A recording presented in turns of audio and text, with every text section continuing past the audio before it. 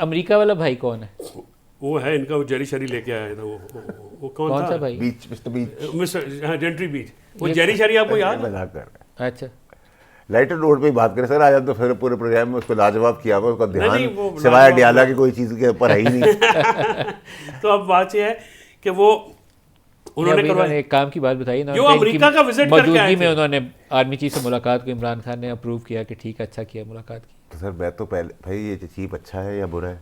पहले बुरा तो था, इमरान अच्छा हो खान गया। की जाती दुश्मनी क्या है उनके साथ? मैं तो यही उनकी तो सही कोई, तो- उन्होंने मुझे बेशुमार तो उन्होंने कहा नहीं आपको, हामिद रजा ने नहीं कहा, उनका मेरी कौन सी जाती मुखासमत है? तो फिर बैक चैनल के ऊपर बिल्ड करते हैं ना, पब्लिकली खाते लिख के और ललकारे मार के, तो बात आगे नहीं चलती। लिखना, मेरी बात सुने, अपने आर्मी चीफ को खत लिखना एक साबिक वज़ीर आज़म का गुनाह है? ये पब्लिक ट्वीट है ना, ये तो ट्वीट है।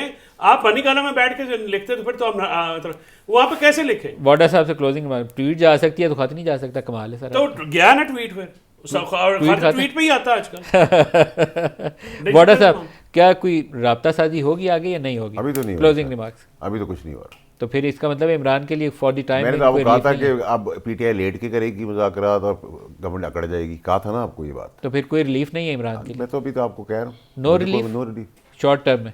शॉर्ट टर्म में 8-10 महीने अगर आपके लिए शॉर्ट टर्म है, तो ये शॉर्ट टर्म है, तो लॉन्ग टर्म तो बहुत ही खतरनाक होगा फिर। अच्छा, लेकिन इसकी नहीं, इस पार्टी की भरपूर कोशिश है कि वो खैर और आफियत से अंदर ही रहे।